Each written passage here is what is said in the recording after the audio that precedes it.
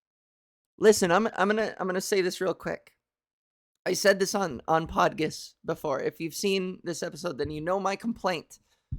But listen, trans women. This goes out to all the trans women, but mostly to influencers. It breaks my heart and infuriates me to see when a trans influencer starts out inspirational. And usually it's in like the early years of their transition and they're like beautifully flawed. You know what I mean? They're like perfectly imperfect and they take ownership of all their insecurities and they speak openly about them and they share their experience. But it breaks my heart to see this happen all too commonly where they trade in their personality and their vulnerability just to be a body, you know? And I don't think it's healthy. I understand that the machine runs in such a way where like you are rewarded for showing tits and ass and for achieving a certain beauty standard. Of course, that's the game. But too many people succumb to it and therefore perpetuate it. You know, you're a victim of it and you're a perpetuator at the same time.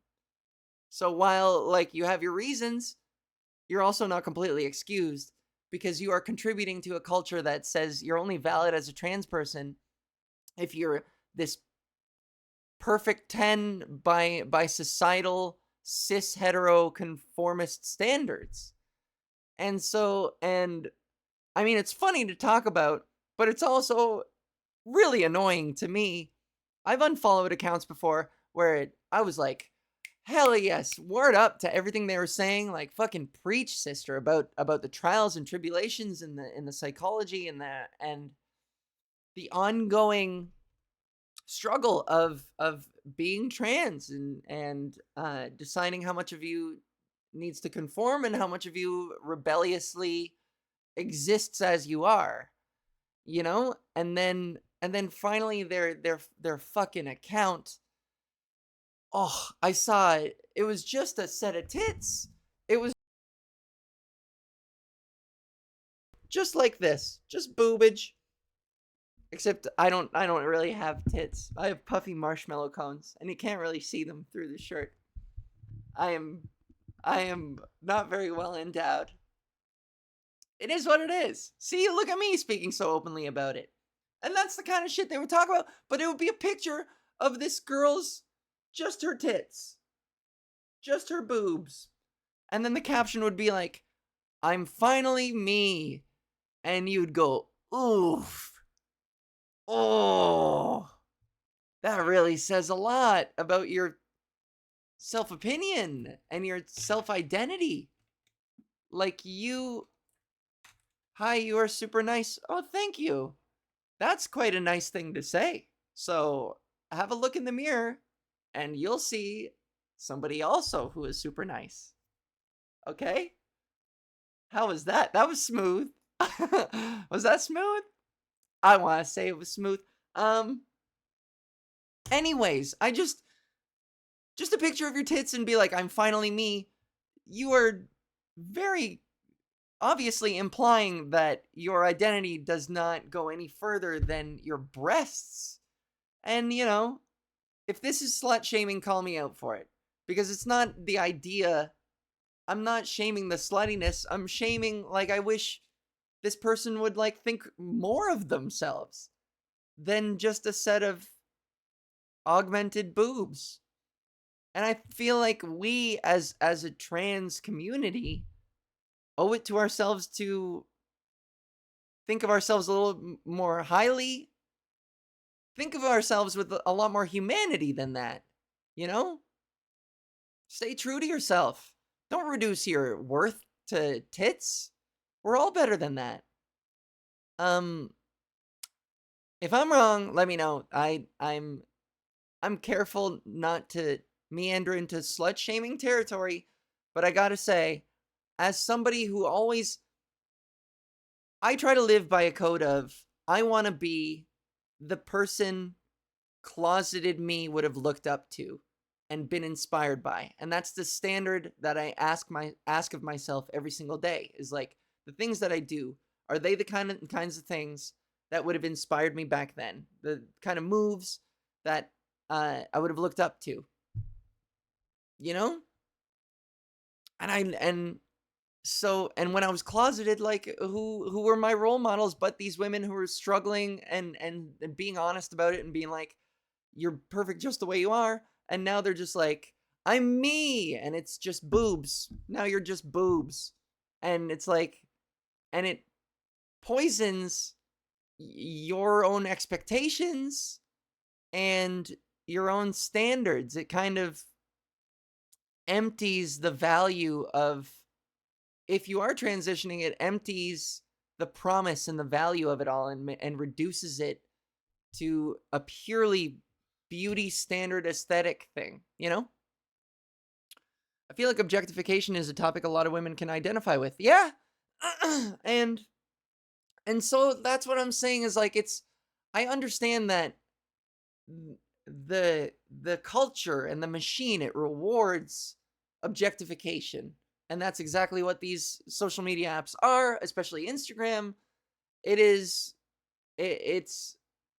it's a platform that makes it a little more difficult to humanize yourself, but it's entirely possible. And by succumbing to it, you are also perpetuating it, you know? I prefer to share the things I find funny in relation to my trans experience. I figure that will win more people over than my pics of my butt or someday boobs. Yeah. If I were super hot and seeing that in the mirror after years of dysphoria, it might be difficult not to get drunk on that attention. I totally agree. I think that makes perfect sense. I don't think this is slut shaming. This is an observation of people measuring themselves by body parts rather than ethics, views, humanity, opinions, talents, the things that make you unique and human, apart from our bodies. You know, but it definitely contributes to the idea that we have to pass in order to be valid. And listen, I will always be the first one to, I will do my best to find my blind spots and to identify them and to identify my own hypocrisies, because surely I succumb to the pressures myself and I'll post a thirst trap. I'm not above it. So I like, hands in the air, I admit I do it too. Like if I went to the beach yesterday, maybe I posted a bikini story or two. Yes. I mean, wearing a bikini when you've transitioned to a woman, pretty validating experience. So that is one of the things that, yeah, it turns into the gray area where you're like, this is very validating for me, but how much am I asking for people to validate and through salivation? What is the type of validation I am seeking, and why is it so important to me to receive it from strangers online, you know? I'd probably spend the first year wearing a bikini regardless of the weather. Oh, the last "oh yes" refers to the being super hot comment. Yeah. And like, and you know, I'm two-ish years into this transition. I'm 35 years old.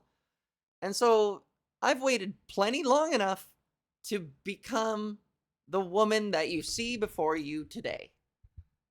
Such as I am. Pimples perfectly placed on my rosy cheeks. I did get a lot of sun yesterday. Fucking, my cow licky thing. Your thirst trap picks to normal content is like a 1-75 ratio. I think you're good. Girl has got to flaunt it sometimes, especially when you got it, as you do, Ava. That's very nice. Thank you. And I'm like, that's the thing. I have moments where I'm just so overcome with, sometimes you're like, wow, you're so into yourself that you're like, I want to share this feeling. But I think just the distinction I'm making is that while I still post a thirst trap, there's no irony in it. I at least am self-aware enough to know what I'm doing, and I'm aware of the game, but I'm not selling you a fake idea. I think that's the problem that I have in the end, is just showing a picture of your tits and implying that was always the goal of transition, and therefore kind of perpetuating that idea on more impressionable, young, closeted trans people, I don't know how healthy that is in the grander scheme of things, more generally, you know? And so when I post a bikini photo and I'm like, it's bikini season, foxy me, look, I've been working out, I've been eating healthy, check the, hey, look at this cutie pie over here, you know? There's no pretense, there's no false pretense. I'm like, hey, look at my bod. Instead of showing you a picture of my butthole and being like, I've worked so hard to be here and to earn this position. You're like, you bent over. All you did was bend over. All right. I'm being too harsh, I think. I always want to be careful. I want to be considerate of people. Everybody's stories are different. We're all struggling with different things, but that's what I see in it, and it makes me a little sad. Especially as someone who is always constantly navigating feminine beauty standards, and like, I want to pass. Of course I do. I'm guilty of wanting to pass and wanting to be stealth. I think that would be nice. But I'm also naturally torn where I'm like, you know what? Fuck everybody who holds us to that standard. Fuck that standard. It shouldn't be the case. Everyone should just be free to exist as they are, wear what they want, do whatever body modifications that suit them, and to still stand up straight and say, I am a woman, you will identify me as such with no problems, you know? And yet, I guess it's that classic meme where the guy's like, oh, you hate society and yet you participate in it. And it's like, yeah, you know, we're all part of the machine, but how much are you doing to contribute to it, I guess, is the bottom line. Gotta run off. Getting roped into family nonsense. Y'all have a good time. Bye, bear. Bye. Doot doot doot doot doot doot. Doot doot doot doot doot.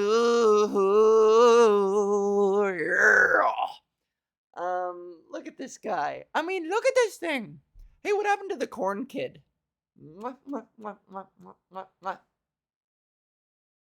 I love cuddling with this guy. I cuddles with him every night. Zazzle! Cutie. Okay, I have roughly 5 minutes left. I got really serious there, and I'm sorry, and I apologize.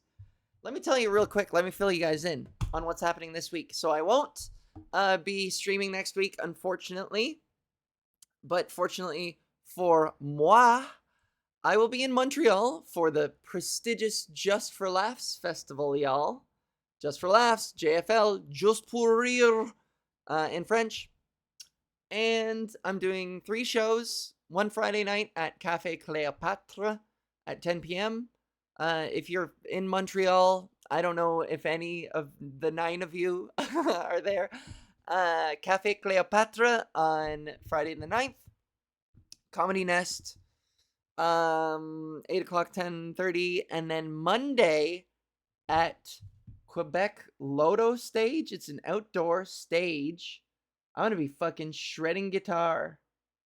Loto Quebec Stage at 5 p.m. I'm gonna be shredding goddamn guitar. We're playing a full album of my friend's comedy music album. I wrote one of the songs. And I'm going to be going off, just shredding in this outdoor concert. I was trying to decide what to wear, you guys. What do I wear? Do I wear this? Here, let me... I can't show you the other option. Shit. Oh, God, she's so beautiful. I hate her. Oh, I'm so guilty of it. Envy. Instagram is just not healthy for that. Maybe this, you know, maybe this little number, orange frilly bikini, kind of see-through ripped pants. I mean, when else can I get away with wearing something like this? You know what I'm saying? Look at that little bunny pose I'm doing. Little bunny rabbit with the hand like this. Meow, like a little cat. See, that's so rock and roll. I could wear a bustier. I could wear a corset. I think that would be really cool. I've always wanted to do that. I have this semi-transparent black see-through top that I took some scissors to and cut it up in a cool way. So I was thinking just like leather skirt, short leather skirt, that semi-transparent, that see-through black mesh top, and a cool black bra with some rhinestones or some pink satin ribbon on it, you know? Want to do a glam rock look from the 80s? I do love that aesthetic though, you know? I'm going to wash my hair that day so it's nice and big like this. This is what happens to my hair right after I wash it, and I love it. And it only lasts, you know, like 16 hours, and then it goes back to being this. It ends up looking like wheat. But look at how healthy it is. I love running my hands through it. This is gender euphoria, y'all. It's so nice. So big hair. Gonna do big hair. I mean, that outfit can't go wrong, but I've already worn it so many times while I play guitar. It's like my go-to guitar outfit, you know? You have beautiful hair. Thank you. Y'all are so nice. What's up with y'all being so nice?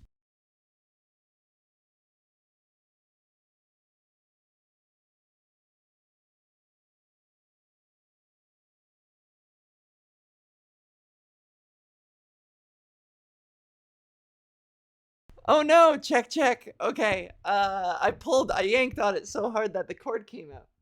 Oh, it's because it's under the fan. The stupid fan ruined it. There we go. Okay, back to the bit. Why y'all being so nice to me? Why y'all being so nice? Why y'all being so nice? I'm playing it like a trombone. Um, I also love that look. Day 2 is always easier to do things with, but I love the big hair. It's so soft. Okay, guys. I'm gonna peace out and run my hands through my hair for the rest of the night. That's it for this week. I'll see you in perhaps 2 weeks. I think that when I come back from Montreal, that is my first available. No. Oh, I'll see you guys in 3 weeks. No. I might be gone for a while. Guys, I might be gone for a while. I'll talk to Emily about this, but Montreal next week. I'm gigging in St. Catharines the following week, and then I fly out to Norway the following week, and I'll be in Europe. I should have spent time talking about that. I'm so sorry, guys. Wow, what a terrible way to end. Be like, yeah, I'll see you never. Bye.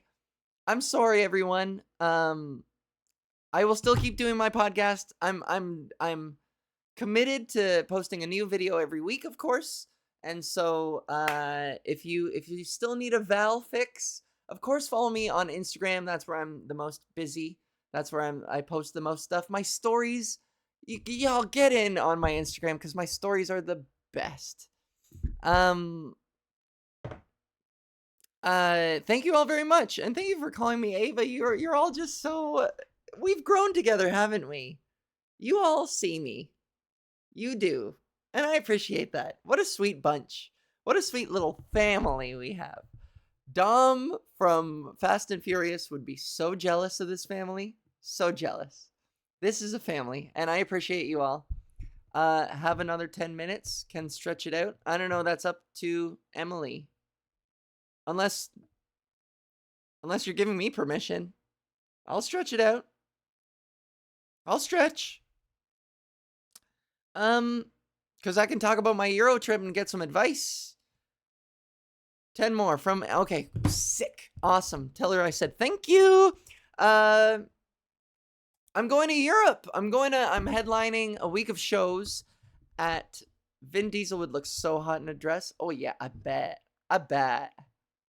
Fucking count on it. I bet Vin Diesel looks so cute on a dress. You bet. Shit. Yeah, so I'm doing a week of shows in Oslo, Norway. Woo-doo. Let's bring it down a little bit. Yeah. Yeah. This is cool. I'm going to hold the mic sideways now. Cradle it like a babe, like a little babe. Hello, do coochie coochie coo. Isn't this a metaphor for me? You know, I'll never have children. I'll never have children, but I'm married to my work. Wait, no, that means I'm married to this baby. No, no. This is yeah, I don't know what I'm doing here. You guys are like my family, and you're metaphorically you're a manifestation. You're manifested in this microphone, and here I am cradling you all, doot, doot, doot, like a caring mother. See that this is you, and this is me, and this is us. Okay, there we go. Did any of that make sense? I think it did. So I'm headlining in at Ladder Comedy Club in Oslo. If you have any friends, if you happen to have any friends or acquaintances out in Norway, tell them to come see me at Ladder Comedy Club in Oslo. It's gonna be fucking dope. And it's my first time in Europe, so I could use y'all's advice on how to be safe. Because I told you at the beginning how oblivious I am. I am so oblivious that I'm like, frankly, I am terrified of pickpockets. I am so worried that I'm gonna get scammed, taken for a ride. I pickpocketed. I'm gonna have some shit stolen. I might even get kidnapped. I'm so worried. I'm so oblivious, and I take people at their word, and I'm so naive, and I believe anybody who approaches me has good positive intent. So I know, I'm positive I walk around with a big fucking target right here on my head. Don't I? Do you guys see it? Be honest with me. You see it, right? If you spotted me walking around with this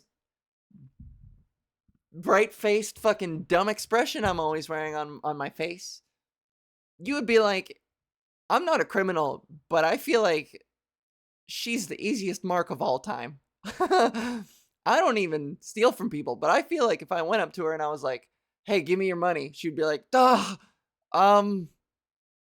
crap, okay. It's that easy. I think if somebody came up to me and they're like, give me your money, and if they just said it angrily enough, I'd be like, take it. I just throw it at them and run away. So anyways, I'm very worried that I will be, I have an open heart. I like to think I see the best I assume good intent from people, because that's the way I approach situations, with noble intent. I'm not out here to scam anybody or to lie to anyone, you know? Take advantage of anyone, why would I? So I kind of expect that of other people. Foolishly. You fool! So if you have any advice. Anyways, I'm gonna do the week in Norway. I'm spending one night. Should I say? Yeah. Yeah, I just told you I'm honest. I'll be transparent about this. I am spending a single night in the company of a porno guy. A guy who is very prominent in trans porn. I won't say his name, but if you look up trans pornography, there is I'm going to say like a strong 20% chance he's in it. That might be more than clue enough for y'all. But I'm going to be spending the night with a porn star, and I know this is not a good idea. Because he has displayed some red flags. I know that this is not a good idea. Val, what are you doing? But it's just one night, and frankly, I have spent a lot of nights with a lot of shady people, a lot of fucked up individuals. And at the very, very, very, very least, at least this porn guy is honest. He doesn't lie. No pretenses. Anyways, I was planning on, he's gonna put me up in a nice hotel and he's gonna let me sleep away the afternoon, sleep away my jet lag, and then he's gonna take me out for a fancy dinner, and then that's gonna be it. He's probably gonna criticize my body. I'm anticipating that. But I've steeled myself mentally. I can guarantee, I can say with 99.999% certainty that I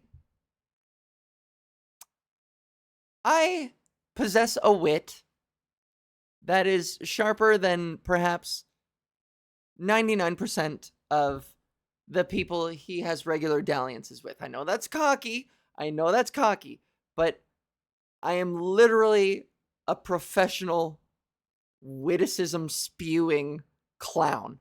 And so I feel pretty confident that at least what sets me apart from the rest of the fucking revolving door of supermodelly, babelicious fucking trans women, even if I'm not supermodelly, babelicious, and I don't have giant, great, big bazongas the size of cantaloupes, I'm at least an entertaining clown. So, there we go. That's my gift to the world. I'll be careful. Thank you all very much for the well wishes. And you know what? I have a plan. It's only going to be the one night. If we get along, if he's actually nice, then there's the possibility for more. Who knows? But my plan is, after Oslo, I'm probably, if it doesn't work out with us, A-okay. I'm going to Berlin. I think I'm going to go to Berlin. I haven't bought any return flights. I haven't bought any other flights. I want to go on an adventure. And this is my first time to Europe. And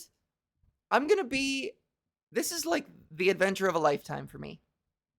And the idea of being in a foreign place, a foreign city, where no one knows who I am, I've always fantasized about a fresh start. But those fantasies were also always rooted in my trans identity, you know? Like, growing up, I always fantasized, I was like, how cool would it be to, like, fake your own death and start fresh in a new city and be a completely different person? And, you know, I would lay awake and I'm dreaming, the person I would be. I would somehow magically turn into a woman. Little did I know that was more realistic. That was more doable. That was more possible than I had ever imagined, you know? So it was always a fantasy of mine to be like, I always wanted to start fresh. And so this will be a really cool opportunity. Maybe carry your money passport in an under the clothes belt in case of pickpockets. Okay. Because I hear they're very good, and to be extra vigilant and be careful. So thank you for the tip. I will probably look around for something like that. I think that's a good idea. With a zipper. That's a good idea. Yeah. Yeah, I should really prep something like that. Good call. But I think there's something, I feel like it'll give me an opportunity to practice my voice way, way more without any sort of shame or hesitation or the psychological thing that happens every time I try and speak more feminine in front of friends and family and people who have known me for the longest time. It's always a little cringy and it feels disingenuous somehow. Even though it shouldn't. And I know it's all a projection. I know it's all in my head. I know that they don't care. And they would welcome. I'm honoring my trust in them. I'm honoring them by, like, trying and being vulnerable like that. It is a very vulnerable experience. Practicing girl voice in front of people who have known you forever. And it's very difficult. And I think the idea of going to a foreign city where I can just live like this, not that I already don't, but like really do all the things that I would have half step hesitated out of shame or just being set in my ways. I think this is going to be a big opportunity and a huge learning experience, a huge opportunity for growth. I think I'm going to come back a much more mature, worldly, I hope, wizened, confident. I just hope I'm not going to put too much stock into all this stuff. Who knows? Maybe porn guy is just going to devastate my self-esteem and I'm going to come back a broken woman. Who knows? Maybe maybe I'll come back and just be like, fuck it. I went to Europe and found out I was never trans. I was just a confused man. No, that's not happening. But heaven forbid I come back.